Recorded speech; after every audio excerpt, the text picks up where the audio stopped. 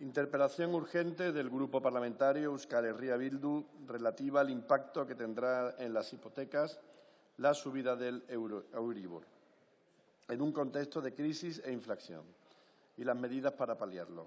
Tiene la palabra para su defensa el señor Matute García de Jalón.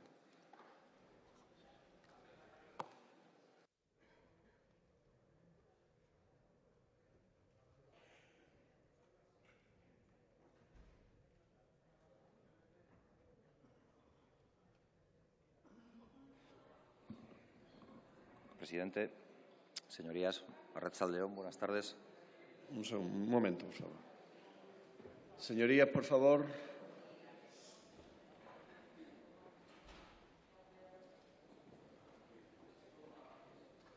Debemos continuar la sesión, por favor. Muchas gracias. Cuando quiera. Bien, muchas gracias, presidente. Pensando en cómo presentar esta interpelación, la verdad es que no se me ocurrió otra metáfora más adecuada que la de la espada de Damocles, en lo que tiene que ver con la subida del Euribor y lo que va a afectar a los préstamos hipotecarios. La metáfora de la espada de Damocles, yo creo que es conocida por todos y por todas, es la espada que pende de una crin de caballo sobre la cabeza de Damocles como una amenaza constante. La propia RAE dice que la mejor definición de ello sería amenaza persistente de un peligro. Y es que creo que es eso exactamente lo que significa la subida del Euribor y su afección sobre los préstamos hipotecarios para millones de personas en el Estado español. No para todo el mundo. Nuevamente, para los bancos esto no supone ninguna espada de Damocles. En definitiva, en esta economía de casino, la banca siempre gana. Y lo digo porque justo mañana hace 10 años del mayor rescate bancario que se ha producido o del mayor rescate económico que se ha producido en el Estado español, en el caso del rescate bancario. 73.000 millones de euros que pagaron a escote todos los ciudadanos y ciudadanas a través de sus aportaciones al Estado y que el Estado finalmente tuvo que inyectar a un sistema bancario maltrecho para que éste no se cayera. Y en ese contexto nos encontramos, en ese contexto en el que la banca perdía, tampoco perdió porque ganó con el dinero de todos y todas, y ahora lo que va a hacer es sangrar a aquellos que la rescataron, porque las subidas que se están planteando de los préstamos hipotecarios son subidas que van a rondar, y aunque es difícil encontrar una mediana exacta, entre los 60 y los 100 euros mensuales para las hipotecas que se firmen desde ya y a lo largo de este año, y probablemente subirá de manera progresiva. Es decir, todos los que tengan la revisión anual de su hipoteca o semestral de aquí a diciembre encontrarán unas subidas en sus préstamos hipotecarios, dinero que tienen que pagar más de entre 60 y 100 euros al mes. Pues probablemente a perro falaco todo le sean pulgas, porque esto lo tienen que hacer además en un contexto bastante determinado por la inflación. Una inflación del 8,7 fluctuará, pero no parece que vaya a bajar de manera significativa, al menos en el corto plazo, y esa inflación lo que supone es un encarecimiento de las condiciones de vida. Es decir, no creo que haya que perder mucho tiempo explicando que la inflación afecta directamente a bienes básicos, a servicios básicos y al consumo más perentorio y necesario. Es decir, afecta a la cesta de la compra, afecta al precio de la energía, afecta a los servicios, al transporte, etcétera. Y ahora también va a afectar a los préstamos. Y esto se hace además en un contexto en el que los salarios no están subiendo al mismo ritmo o al mismo tiempo que la inflación. Es decir, es más, hay quien plantea que no es bueno que los salarios suban en la misma medida que está subiendo la inflación, con lo que estamos haciendo es empobreciendo todavía más a la gente porque tienen menos dinero para hacer frente a gastos de cosas que cuestan más dinero que antes de la llegada de este pico de inflación. Y seguramente lo que se tienen que plantear los ciudadanos y ciudadanas es cómo llegar a fin de mes, cómo llegar a todo ello. 3 opciones seguramente manejarán. Una, comiéndose los ahorros que han podido generar durante el periodo de COVID, ese ahorro que había crecido en las cuentas de los ciudadanos y ciudadanas, reduciendo el consumo, aunque eso suponga reducir su calidad de vida y su dignidad vital, o impagando, que es algo que, por desgracia, también se hace y no hay más que ver el número de desahucios que se siguen practicando en el Estado español. Porque lo que es evidente también en los últimos 30 años, en una comparativa, es que las rentas, que los salarios no han crecido al mismo nivel o en la misma intensidad que han crecido los precios, que han crecido el coste de las cosas. Y eso afecta directamente al mercado de la vivienda, porque el mercado de la vivienda es un mercado eminentemente endiablado. Es decir, durante años hemos insistido en la necesidad de que se fomentaran políticas de alquiler, en que se abandonara esa lógica casi única de la compra, de la adquisición material de una vivienda para poder optar, como hacen muchos países europeos, por las políticas de alquiler, y lo que han hecho muchos fondos de los que se construyen a través de bancos es aumentar los precios de los alquileres de tal manera que se ha llegado a una dinámica, y lo dice el Banco de España, no lo obtengo este dato de ninguna plataforma antidesahucios, nada por el estilo, sino el propio Banco de España, que lo que se ha hecho es que estos fondos incrementen los precios de los alquileres hasta superar el 40% de lo que supone el salario total de una persona. Es decir, nos situamos, como dice el índice AROPE y otros muchos indicadores internacionales, en umbrales de dificultad para mantener una vida digna. Y ahora lo que vemos es que en ese momento en el que mucha gente dijo si el alquiler no me resulta rentable porque estoy pagando por algo más caro que si lo comprara porque los préstamos están bajos, lo que va a pasar es que se va a incrementar también esa cantidad de dinero que tenemos que detraer del salario para poder hacer frente al pago de la vivienda. Y en la compra, si ahora estaba en el 32% aproximadamente, también datos del Banco de España, pues parece que con esta subida de los préstamos hipotecarios nos vamos a situar ya por encima del 35%, ya rozando el peligroso indicador del 40% que, como digo, señalan diferentes entidades internacionales. Y es verdad que en este debate hay pocas certezas, porque la imprevisibilidad de la economía y de las circunstancias que señalan la afectación en la economía son variables y son muchas. Y en estos años hemos tenido de todo, volcanes, guerras, pandemias y demás. Pero sí que hay una certeza, que la banca siempre gana. Cuando pierde, no pierde su dinero porque lo ponemos nosotros y nosotras. Y cuando gana, se queda con nuestro dinero, porque lo que va a significar esta subida de los préstamos hipotecarios es una transferencia de rentas de las clases populares, de la gente humilde, a los bancos. Antes ganaban. Cuando no podían prestar el dinero obteniendo un gran beneficio por ese préstamo, ganaban porque decidieron incrementar las comisiones de todo tipo, comisiones de gestión, comisiones de mantenimiento, comisiones por tener el dinero en sus entidades bancarias. Y eso a la vez que lo que hacían era cerrar oficinas bancarias, dificultando y debilitando el servicio presencial y haciendo que la gente, sobre todo en zonas no urbanas, tenga más dificultades para poder hacer las gestiones ordinarias en los bancos. Y, sinceramente, lo que nosotros creemos, y por eso es la interpelación, es que a este Gobierno le toca no ser espectador o fedatario de una realidad endiablada, como señalaba, sino actor, e intentar alterarla o cambiarla, o, si quieren, modificarla en favor de los sectores populares, de las clases populares, de la clase trabajadora, en definitiva. Por eso planteamos esta interpelación, porque queremos saber o queremos conocer qué iniciativas tiene pensado poner en marcha el Gobierno para hacer frente a esta realidad que ya está llamando a las puertas de millones de hogares. En el Estado español, en el 2021, se firmaron 417.000 nuevas hipotecas. Las hipotecas, todos sabemos que son como una condena o como una especie de prisión permanente revisable, sería una especie de obligación permanente revisable, porque por menos de 30 años o 25 o 20 es difícil librarse de ese compromiso ineludible con el banco. Y, por tanto, si el año pasado se firmaron 417.000 y sumamos las de los años anteriores, pues no parece descabellado pensar que estamos hablando de una realidad que, como digo, ya está afectando a millones de personas. Y queremos conocer qué van a plantear. ¿Van a plantear un pacto de rentas que sitúe los salarios en subidas por debajo de la inflación? Nosotros estamos en desacuerdo con eso, pero nos gustaría que usted lo señalara, porque esto sí va a afectar también al poder adquisitivo de la gente y al dinero que van a tener que destinar a la vivienda. ¿Van a plantearse crear un impuesto a la banca? No es algo absolutamente descabellado. No estamos hablando de poner un impuesto a un sector que atraviese dificultades, más bien al contrario. Estamos hablando de un sector que, si ya estaba fuerte, ahora lo va a estar más. Y además un sector que está en deuda con el Estado, que está en deuda con las gentes que componen el Estado, porque de ellos sacaron el dinero para subsanar sus malas gestiones.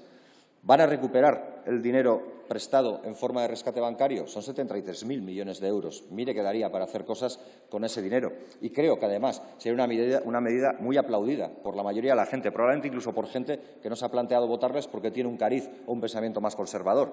Parece de sentido común que, si le has prestado tanto dinero a entidades bancarias y esas entidades bancarias viven un periodo boyante, lo normal es que lo devuelvan. Al final son sus leyes las que ellos establecen para con el resto de ciudadanos, ¿no? Yo te presto algo, tú me lo devuelves. Ya no estamos hablando ni siquiera de intereses, sino que devuelvan los 73.000 millones de euros. Lo ha hecho un país como Francia, con un gobierno como el de Macron. O sea, tampoco estamos planteando aquí un camino bolivariano para eso. ¿Se van a plantear que el escudo social para evitar los desahucios tenga un carácter permanente y estable y duradero?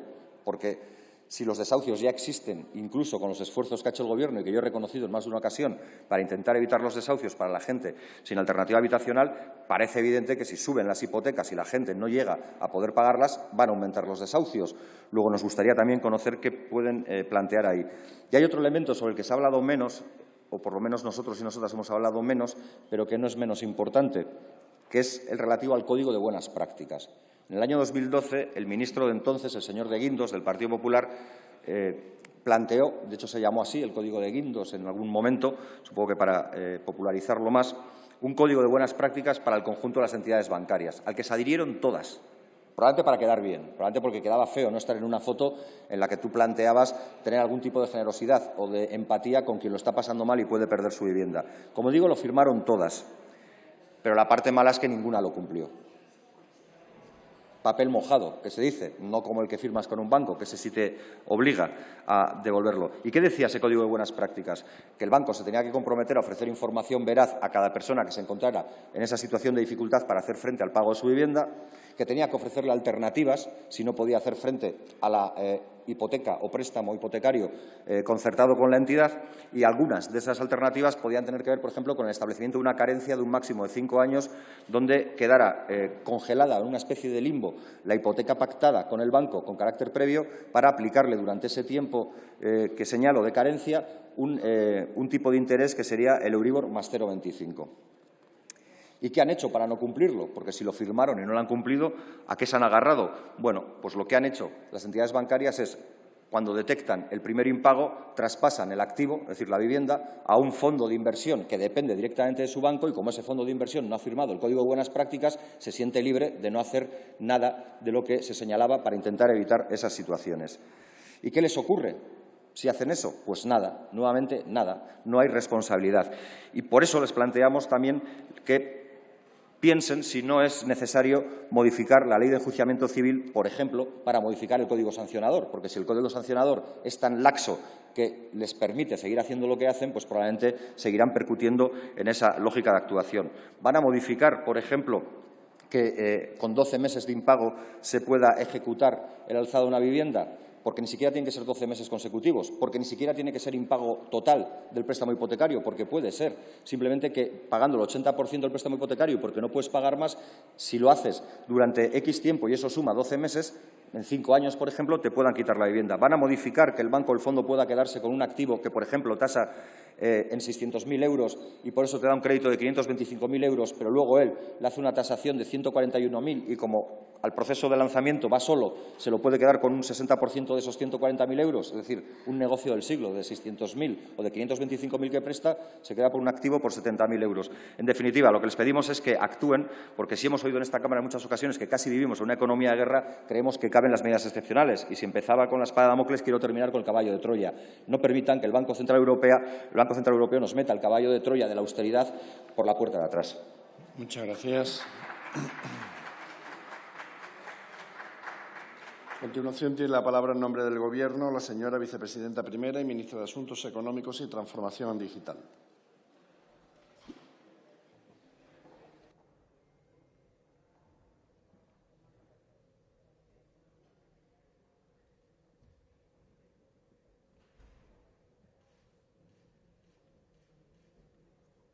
Gracias, presidente. Gracias, señor Matute, por la interpelación, que trata de un tema importante y creo que es muy oportuno y muy adecuado que hagamos un repaso de cuál es la situación de un tema que es evidentemente importante para los ciudadanos, pero un tema en el que yo creo que hay que centrarse en los hechos y los datos y huir de visiones demagógicas y de visiones que tratan de generar un miedo infundado, ¿no? O llevar a conclusiones que a lo mejor ya estaban preconcebidas antes de ver los datos correspondientes.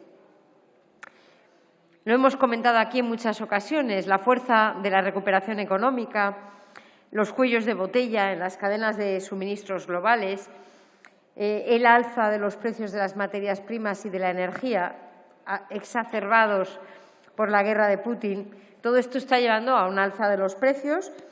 No es un problema exclusivo de España, es un problema global y no tengo que explicarle cuál es la evolución que está habiendo en los países de nuestro entorno. Y ante esta situación, el Banco Central Europeo ha anunciado una progresiva normalización de la política monetaria, que tendrá como consecuencia la progresiva subida de los tipos de interés en la segunda parte del año. Insisto en que la competencia de política monetaria no es del Gobierno, sé que lo sabe porque usted mismo ha hablado de este tema, ¿no? Y lo ha mencionado, es el Banco Central Europeo el que tiene esta competencia, pero creo que el mensaje que tenemos que tener en mente es el mensaje de normalización de la política monetaria en la medida en la cual no hemos estado en una situación normal en términos de los tipos de interés en estos últimos años. El Euribor es una señal del coste de financiación de las entidades bancarias, evidentemente, y, por tanto, el Euribor determina cuáles van a ser los costes o los precios de los préstamos, especialmente los préstamos hipotecarios a tipo variable. Y a lo largo de la historia, el Euribor, como también lo hicieron los tipos de interés de referencia anteriores, el MIBOR, han ido variando desde que existieron. Es previsible que, si se produce un aumento de los tipos de interés de referencia del Banco Central Europeo, aumente el Euribor, pero me gustaría recordarle que desde que entró en vigor, el 1 de enero de 1999, alcanzó su máximo en octubre de 2008, cuando se situó en el 5,5%. Digo esto como referencia porque los que tenemos más edad recordamos los tipos de interés de referencia de los préstamos hipotecarios, que eran absolutamente en otra escala, ¿no? El máximo lo hemos tenido en 2008 en el 5,5% y a partir de 2016 hemos vivido en una situación inusual, con tipos de interés, entre ellos el Euribor, negativos. Esta tendencia ha empezado a modificarse hace 2 meses, después de años en los que se venía anunciando esa normalización de la política monetaria, está en terreno positivo y se sitúa actualmente en el entorno del 0,49%. Este es el Euribor a 12 meses de 3 de junio, es el último dato que tengo yo como referencia. Este nivel está significativamente por debajo de la media histórica, que se sitúa en el 1,8%. Y, de hecho, los analistas prevén que el Euribor siga estando por debajo de la media histórica en el entorno del 1% a finales de 2023. Una vez que tenemos el contexto, vamos a ver cuál es el posible impacto de este alza del Euribor. En primer lugar, hay un impacto o una relación estrecha con los tipos hipotecarios, pero directamente solo de las hipotecas suscritas a tipo variable. Con lo cual, la primera pregunta es ¿qué porcentaje de los créditos hipotecarios son de tipo variable? Pues desde 2016, y debe ser por ese constante anuncio de que iba a haber una normalización de la política monetaria, las hipotecas a tipo fijo han ido aumentando su peso sobre el total de las nuevas hipotecas drásticamente. De hecho, en 2021, más del 70% de los nuevos préstamos hipotecarios se contratan a tipo fijo. Y esto, unido a la reconversión de las hipotecas a tipo variable, ha llevado a que el peso de los préstamos hipotecarios a tipo fijo haya pasado del 9 al 25% en 4 años. Luego hay que ver cómo queda la cartera hipotecaria, porque la contención en la concesión de nuevas hipotecas en los últimos años ha llevado a que caiga significativamente el principal pendiente medio de las hipotecas y también su plazo medio residual.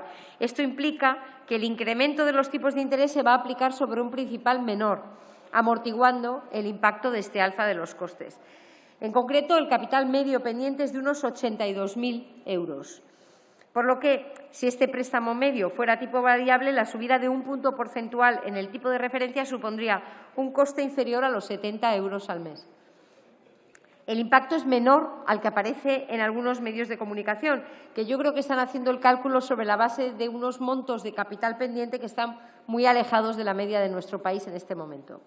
Las hipotecas más recientes son las que tienen un mayor capital pendiente y, por tanto, son las más expuestas a este alza de los tipos. Pero, justamente, las hipotecas más recientes son las que están a tipo fijo y, por tanto, están menos expuestas al cambio de los tipos de interés. Así que la evolución en los últimos años nos lleva a una mayor capacidad de absorción en comparación con la situación que hubiéramos podido tener en décadas anteriores. Termino este análisis de los datos hablando del esfuerzo hipotecario, porque yo creo que es el quid de la cuestión al que usted se refería de manera prioritaria. Y lo que nos indica el indicador de esfuerzo hipotecario es el porcentaje de la renta disponible bruta que un hogar tipo tiene que dedicar al pago de una hipoteca, dadas las condiciones de tipos de interés, precio de la vivienda, evolución de la renta disponible.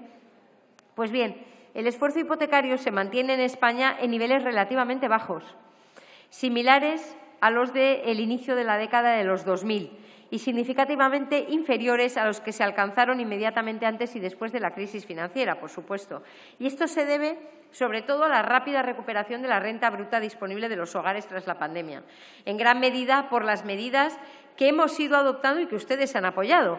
Medidas progresistas, medidas sociales, los ERTEs, el apoyo extraordinario para los trabajadores autónomos, los avales para las empresas, el apoyo directo a la solvencia empresarial, el aumento del ingreso mínimo vital, la subida del salario mínimo interprofesional, el éxito de todas estas medidas de política económica. Por cierto, que la OCDE hoy, en su informe, saca una tabla muy interesante porque muestra que también el impacto de la inflación está siendo relativamente menor en España en términos de afectar a la renta de las familias que en otros países y, sobre todo, en las rentas más bajas, cosa que tampoco nos tiene que sorprender teniendo en cuenta todas las medidas que se han adoptado desde el Gobierno para proteger las rentas de las familias, que es el instrumento más potente desde el punto de vista de minimizar el impacto negativo, ya sea de la inflación o del alza de los tipos de interés.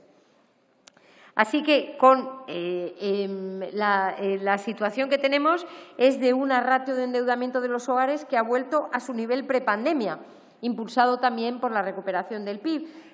Con estas tres aproximaciones yo creo que el mensaje es muy claro y es que el impacto es relativamente limitado cuando tenemos en cuenta todos los elementos que concurren en el mercado hipotecario español, porque el Euribor se sitúa en unos niveles históricamente bajos y la subida prevista está por debajo de la media del pasado, porque la estructura hipotecaria ha adquirido un peso creciente las hipotecas a tipo fijo y porque los indicadores de esfuerzo hipotecario están en niveles históricamente bajos. Yo lo digo solamente por tratar de huir de mensajes, como decía, demagógicos, fáciles o catastrofistas que no se corresponden con la realidad de los datos que tenemos delante, ¿no? Ahora bien, nuestro Gobierno no se queda en la superficie de las cosas. Nuestro Gobierno se toma muy en serio todo aquello que pueda afectar al bienestar de los ciudadanos y nos preocupa en particular la población más vulnerable. Pues bien, el grupo de la población con el nivel más bajo de renta, el del último quintil, es el menos afectado por el incremento del coste de las hipotecas, dada la escasa prevalencia de las mismas. Solo un 14% de las personas con los niveles de renta más bajos tienen una hipoteca, frente al 28% de la población agregada en 2019. Y la modalidad de acceso a la vivienda de estos niveles de rentas más bajos, la prevalente, el 46%, es propietario sin cargas, seguida del alquiler, con un 24%. Un 46% de las rentas más bajas son propietarios sin cargas.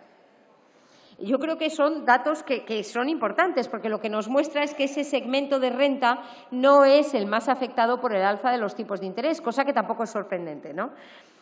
Ese es lo que recoge el último informe de estabilidad financiera del Banco de España, que indica que el mayor impacto del alza del Euribor se produciría en los hogares situados en los percentiles 20 y 40 de la distribución de la renta, lo cual es coherente con el análisis anterior. Ahora bien, estoy totalmente de acuerdo con usted. El Gobierno no puede ser un mero espectador. Y el Gobierno no puede ser complaciente y por eso no hemos dejado de tomar medidas para apoyar las rentas de las familias y apoyar en particular las rentas de las familias más vulnerables. Una de las medidas primeras que tomamos al llegar al Gobierno fue precisamente la modificación de la ley hipotecaria para mejorar la protección de los prestatarios.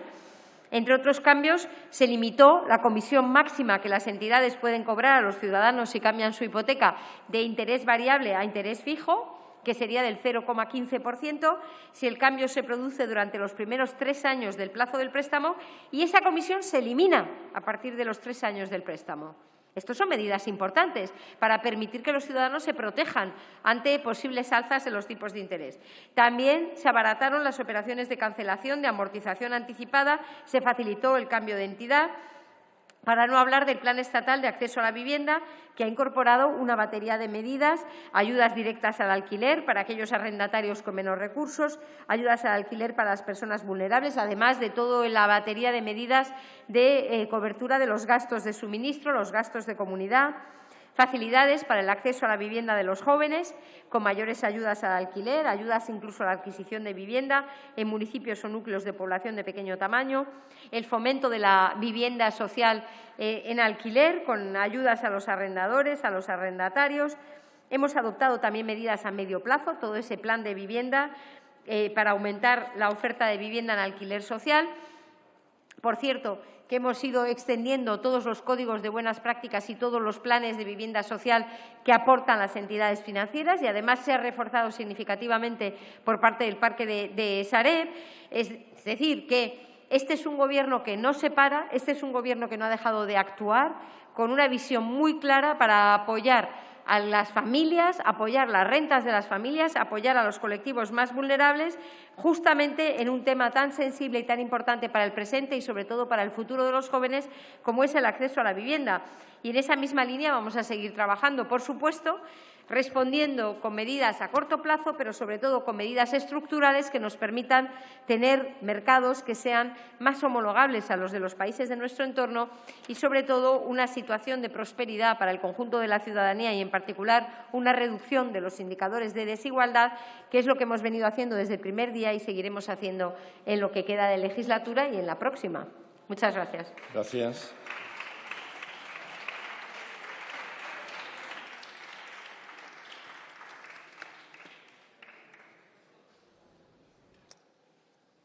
Tiene la palabra el señor Matute García de Jamón.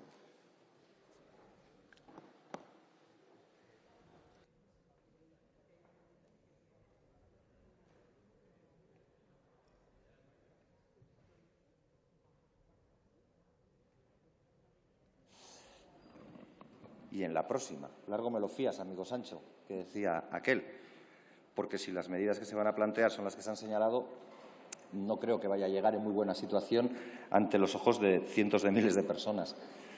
Mire, yo no sé si ha venido con espíritu conciliador o no, quizás sí, pero todas las visiones demagógicas y el miedo infundado que me ha imputado probablemente no sea la mejor manera de funcionar en diplomacia. No me molesta, no me preocupa, no es lo más duro que haya podido escuchar en esta Cámara. Pero sí hay una cosa que me preocupa. Usted ha señalado algunas intervenciones que ha hecho este Gobierno, incluso ha señalado que algunas de ellas las hemos apoyado las gentes de Euskal Herria Bildu, y es cierto, pero si se da cuenta, usted no ha señalado ninguna exigencia a los bancos. Lo que ha dicho es todo lo que va a hacer con el dinero de todos y de todas, con el de esas gentes que le pueden estar demandando a este Gobierno que tenga una actitud de autoridad, es decir, que no se pare. Yo estoy de acuerdo en que este Gobierno no está parado. Lo que hace falta es que camine con la gente, porque puedes caminar con los consejos de administración de los bancos o con la gente. Y los bancos están plácidos, están cómodos, porque nadie les está reclamando sus 73.000 millones de euros. Y usted nos decía que nos tenemos que homologar a los países del entorno. ¿Francia dónde está? ¿En las antípodas del Estado español? Porque parece que está bien cerca de nuestro entorno. En Francia han recuperado el dinero del rescate bancario. ¿Por qué en el Estado español no se lo plantean? ¿Por qué no ponen fecha y hora para empezar a recuperar los 73.000 millones de euros que se le dieron a la banca? Se podría hacer, porque además se lo he dicho, no estamos hablando de un sector económico que esté atravesando dificultades y al que esto le pueda suponer una estocada mortal. Muy al contrario, parece que van a vivir un tiempo de refuerzo en lo económico, si es que alguna vez han estado débiles por la subida de los tipos de interés y por el negocio que van a poder hacer con el dinero gracias a la decisión tomada por el Banco Central Europeo. Por lo tanto, hay capacidad y eso sí lo puede hacer este Gobierno. Y sobre eso no ha señalado ningún ejemplo de determinación. Usted me decía que tampoco es tanta la gente a la que afecta. Pues, hombre, no hace falta dedicarle mucho tiempo a las matemáticas para deducir que si 417.000 hipotecas se firmaron en el 2021 y de esas el 70% fueron con un préstamo hipotecario a condiciones fijas, el otro 30% no lo fue y fue variable. Y el 30% de 417.000 pues son del orden de 123.000. Luego hay 123.000 personas que ahora mismo sí se ven afectadas por lo que han firmado el año pasado con esta subida de los tipos de interés. Y para ellos habrá que hacer algo, porque no se les puede decir que, bueno, que en el 2008 eran peor o que en el 2005 era mucho peor. Cierto, claro que los tipos de interés fueron mucho más elevados en décadas anteriores. También es cierto que los salarios daban para mucho más en décadas anteriores, porque el alza de los precios no ha parado, y se lo he dicho antes, y se lo vuelvo a decir, que el alza de los precios ha aumentado a una velocidad exponencial comparada con el alza de los salarios. Y sobre eso tampoco ha señalado nada. Dice que las rentas más bajas van a estar menos afectadas porque no tienen hipoteca. Claro, porque no se la pueden permitir, fundamentalmente.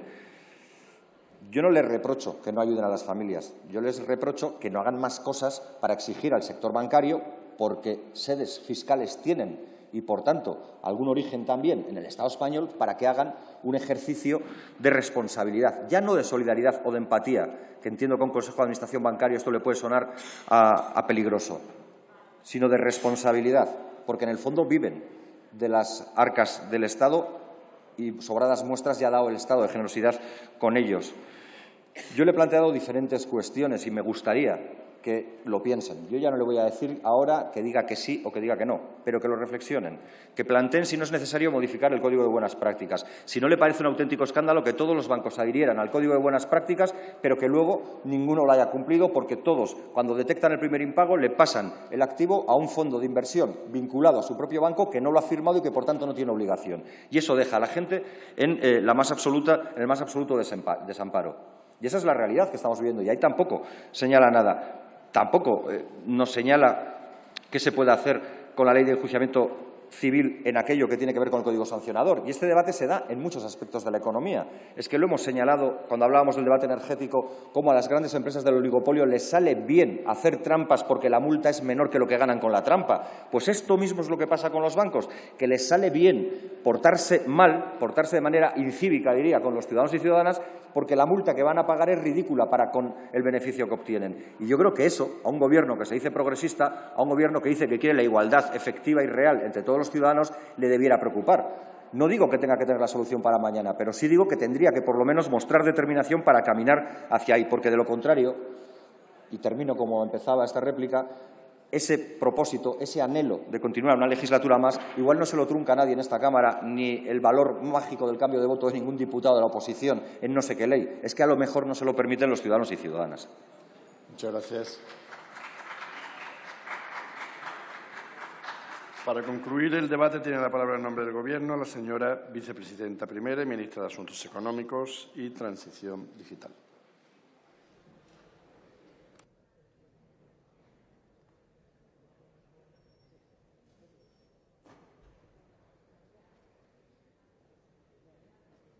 Gracias, presidente. Mire, señor Matute, yo creo que este Gobierno ha demostrado clarísimamente su compromiso con las personas, con los ciudadanos de este país, su sensibilidad y su empatía ante aquellas situaciones de dificultad y su determinación también a constantemente mejorar el funcionamiento de las instituciones, el mejorar el funcionamiento de los sistemas, si hay margen para mejorarlos, siempre yendo en la dirección de mejorar la protección de los ciudadanos. Es decir, que el compromiso del Gobierno en este sentido creo que está claro y llevamos 4 años demostrándolo. En este sentido, el Código de Buenas Prácticas se ha ido actualizando, se ha ido revisando, hay reuniones periódicas para ver cómo funciona. Yo siempre estoy abierta a mejoras. Si vemos que hay algunos elementos que hay que mejorar, que hay que revisar, no, ningún problema en estar abierto a mejorar el funcionamiento de estos instrumentos. Igual que, y este es mi segundo punto, este es un Gobierno comprometido con la recuperación de las ayudas que se dieron en el rescate financiero. Y, de hecho, estamos abordando el cambio de la gestión de Sareb con esa orientación de tratar de maximizar la recuperación de las ayudas públicas y, al mismo tiempo, maximizar la rentabilidad social de este rescate que, lamentablemente, hemos heredado. Es una situación sobrevenida, pero en el que estamos intentando hacer lo máximo para mejorar la recuperación de las ayudas para todos los contribuyentes españoles y mejorar la gestión financiera, la gestión social, del parque de viviendas, aumentando, entre otras cosas, la dotación de la vivienda social para poder llevar a esa rentabilidad social una vez que hemos tenido que abordar o que asumir ese rescate, ¿no? Así que la disposición es total, pero sí le pido que mantengamos este debate y que abordemos la cuestión desde la racionalidad.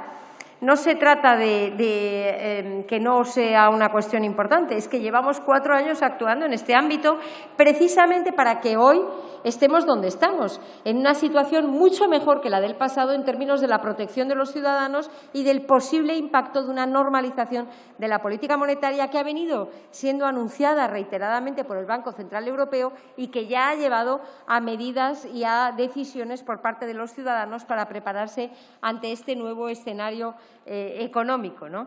Así que la disposición, la apertura a mejorar las cosas es total, pero siempre desde un punto de vista de la racionalidad y de la realidad de las cosas y teniendo en cuenta todo lo que hemos avanzado durante estos 4 años y que lo más importante al final es que mejoren las rentas de las familias. Eso es lo que, al final, determina la capacidad de enfrentarnos a los retos.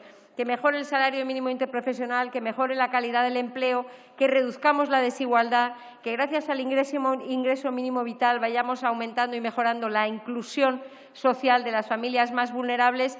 Esa es la agenda de nuestro Gobierno, es una agenda progresista y espero que podamos contar con su apoyo para seguir en esta dirección. Muchas gracias. Muchísimas gracias.